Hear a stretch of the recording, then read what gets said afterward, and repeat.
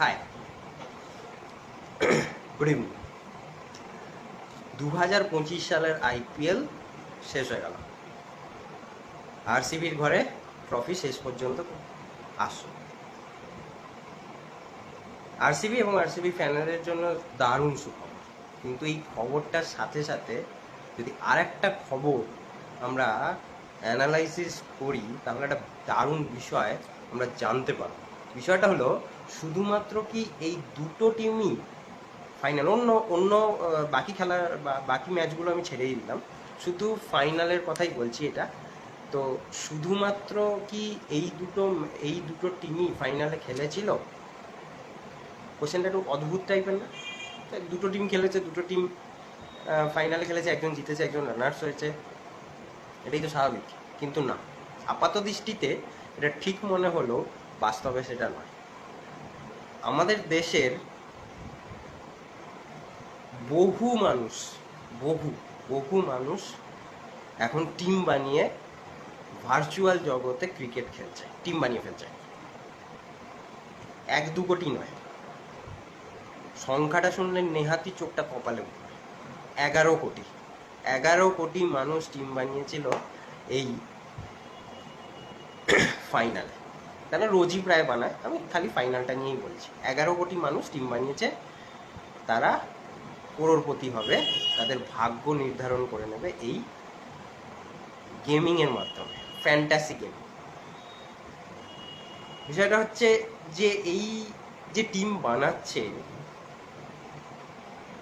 এই যে 11 কোটি টিম বানিয়ে ফেললো, কতজন পার্টিসিপেশনের যে অ্যামাউন্টটা, সেটা কত? অ্যামাউন্টটা শুনলে মাথা খারাপ হয়ে যাবে।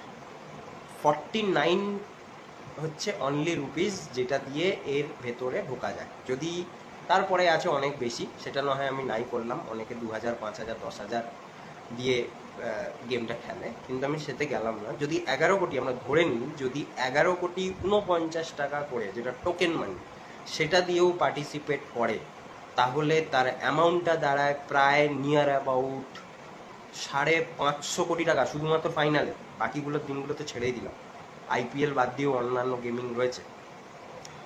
জেতার সম্ভাবনা জানেন কত?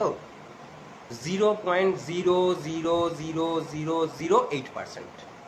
তাহলে আপনি কি মনে করছেন, যে বিরাট কোহলি বা আরসিবি 18টা বছর লেগে গেল 10টা টিমের মধ্যে পার্টিসিপেট করে, আপনি মনে করছেন 11 কোটি টিমে আপনি জিতে আপনি করোড়পতি হয়ে যাবেন?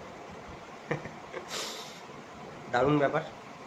এটা কোনো, আমি এই যে ফিগারটা বললাম 0.0000008%, এটা আমার থেকে বলিনি, এটা স্ট্যাটিস্টিক্স বলছে, ঠিক আছে?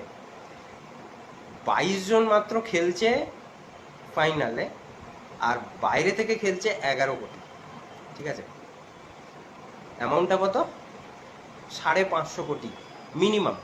ওটা হবেই, ওর ওপরেই হবে। আচ্ছা, তাহলে কি অবস্থায় দাঁড়ালাম?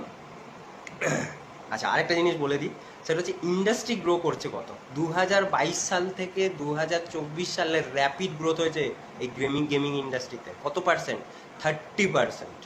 আর প্রজেকশন, ফিউচার প্রজেকশন রয়েছে 25 থেকে 2035 সালে প্রত্যেক বছর, মানে প্রত্যেক বছর গ্রো হবে 14%। সিএজিআর বলছে, সিএজিআর 14% করে গ্রোথ হবে। তাহলে আপনি করোড়পতি হন কি না হন, ইন্ডাস্ট্রি কিন্তু করোড়পতি হয়ে যাচ্ছে। কোম্পানিগুলোর নাম বলতে চাই না আমি, সবাই জানে।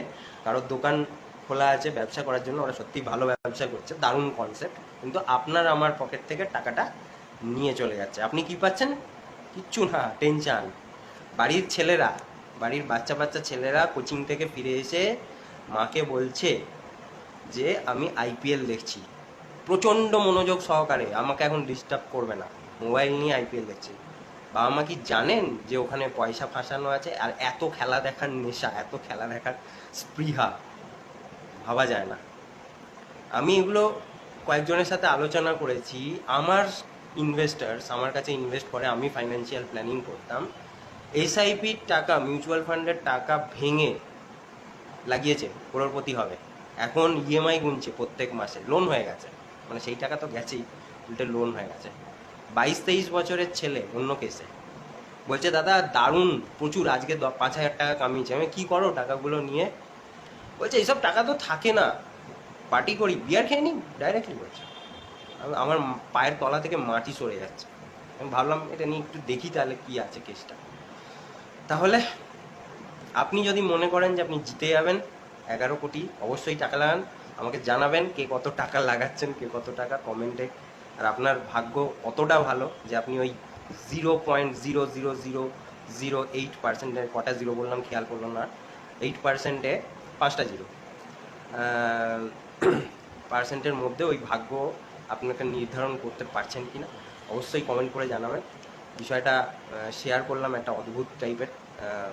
ভালো লাগে লাইক করবেন, বন্ধুদের সাথে শেয়ার করবেন।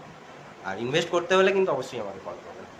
অবশ্যই এখানে নয়, মিউচুয়াল ফান্ড, শেয়ার, যেগুলো স্ট্র্যাটেজি মেনটেন করে ইনভেস্টমেন্ট করা, যার ভবিষ্যৎ রয়েছে। ওকে, থ্যাংক ইউ, ভালো থাকবেন, সুস্থ থাকুন, টাটা।